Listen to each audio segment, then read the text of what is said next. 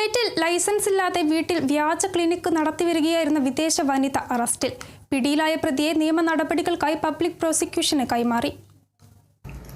Licence ഇല്ലാതെ സ്വന്തം വസതി കേന്ദ്രീകരിച്ച് അനധികൃതമായി വൈദ്യപരിശോധനയും ചികിത്സയും നടത്തിവന്ന വിദേശ വനിതയെ കുവൈറ്റ് ആഭ്യന്തര മന്ത്രാലയത്തിന്റെ ക്രിമിനൽ സെക്യൂരിറ്റി വിഭാഗം അറസ്റ്റ് ചെയ്തു.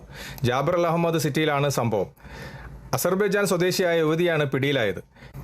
രഹസ്യ വിവരത്തിന്റെ അടിസ്ഥാനത്തിൽ ആവശ്യമായ നിയമപരമായ അനുമതികൾ വാങ്ങി വനിതാ പോലീസിന്റെ സഹായത്തോടെ വീട് വളഞ്ഞാണ് തെരച്ചിലും അറസ്റ്റ് നടത്തിയത്.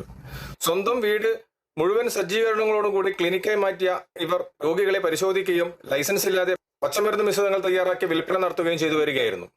11,651 കുവൈറ്റ് ദിനാറും മെഡിക്കൽ ഉപകരണങ്ങളും പച്ചമരുന്നുകൾ ഉണ്ടാക്കാൻ ഉപയോഗിക്കുന്ന സാമഗ്രികളും ലേബലുകളും കണ്ടെത്തി. ഓരോ പരിശോധനയ്ക്കും 5 മുതൽ 30 കുവൈറ്റ് ദിനാർ വരെയാണ് ഇവർ രോഗികളിൽ നിന്ന് ഈടാക്കിയിരുന്നത്. പിടിയിലായ പ്രതിയെ നിയമപരമായ നടപടികൾക്കായി പബ്ലിക് പ്രോസിക്യൂഷന് കൈമാറി. കുവൈത്തിൽ നിന്നും കേരള വിഷന് വേണ്ടി IB സിനേഷ് വെങ്ങര.